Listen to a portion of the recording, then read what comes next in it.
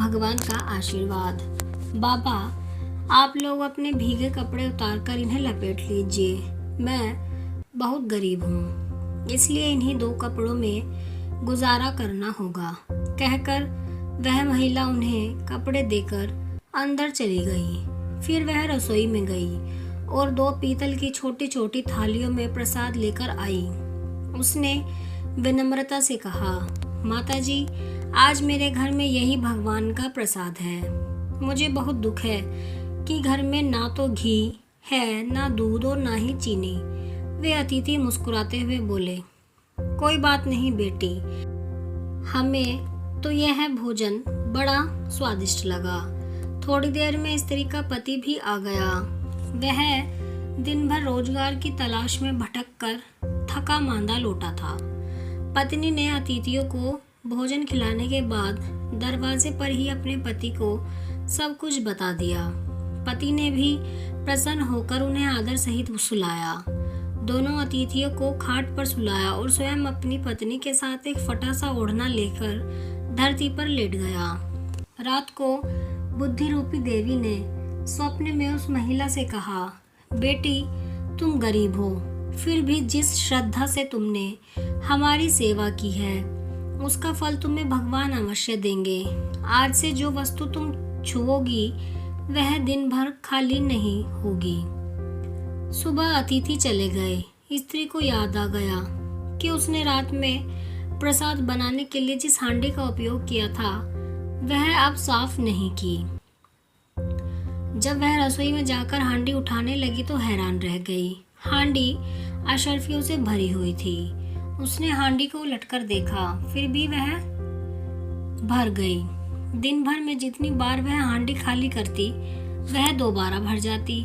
देखते ही देखते उसका घर अशर्फियों से भर गया। अब पति ने उन अशर्फियों को बेचकर एक सुंदर मकान बनवाया, कपड़ों की दुकान खोली, घोड़ा गाड़ी ली और वे दोनों सुखपूर्वक रहने लगे।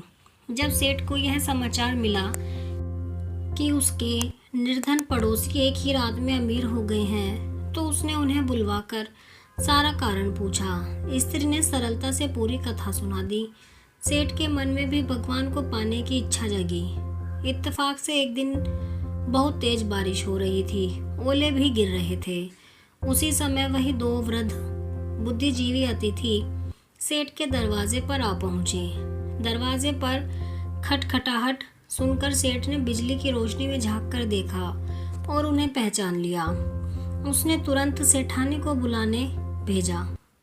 सेठानी एक दिया लेकर बाहर आई और कृत्रिम ममता दिखाते हुए बोली, हर हर बाबा, आप कहाँ भटक रहे हैं? आइए, अंदर आइए।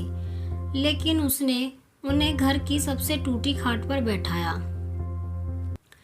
घर में नए वस्त्र होते हुए भी उन्हें फटे हुए पुराने वस्त्र दे दिए और बोली, बाबा, घर में इस समय यही उपलब्ध है। इसके बाद बिना पूछे ही सबसे पुरानी थालियों में भोजन परोसा और कहा, आज घर में यही है। बुद्धिजीवी अतिथि कुछ नहीं बोले। वे भोजन करके चले गए। जाते समय उन्होंने कहा, बेटी, जैसी सेवा तूने की है उसका फल भी वैसा ही मिलेगा।